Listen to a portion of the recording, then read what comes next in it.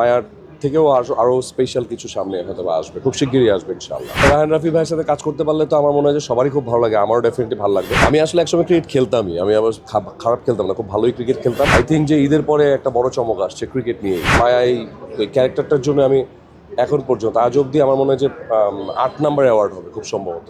So আমি 8টা award already পেয়েছি, যাই না হয়তো বা সামনে আরও পাবো।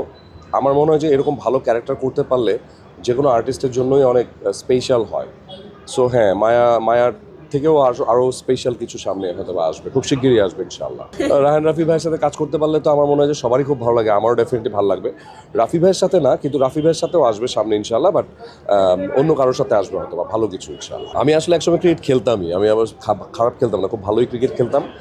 আর সব কিছুই না হুট করে হয়ে গেছে আমার জীবনে। যেমন ওই ছবিটার যখন অফার আসছিল, স্ক্রিপ্ট রাইটার যখন বললো যে আমরা ক্রিকেট নিয়ে একটা ছবি করতে চাই, আর যেহেতু ক্রিকেটের প্রতি আমার অনেক বেশি ভালোবাসা, ভালো লাগা, তো তখন ওই ছবিটা করে ফেললাম, ওই পুনর্দুর্গ প্রেম কাহিনী 2।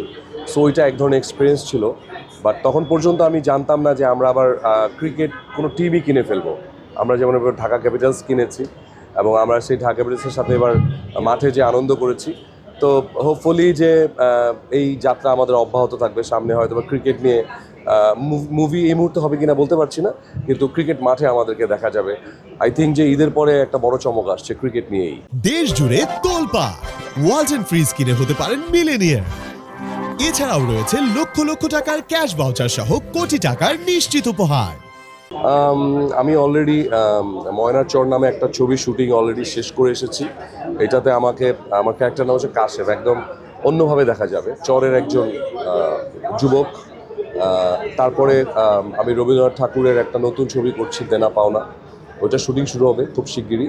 এবং আরও কিছু এক্সক্লুসিভ কিছু কাজ, লাইক সেটা ওটিটিও হতে পারে, আবার ফিল্মও হতে পারে। আমাদের স্টোরি ডক্টরিং চলছে, প্রিপারেশন চলছে। আই হোপ যে সামনে ভালো কিছু দেখা যাবে ইনশাআল্লাহ।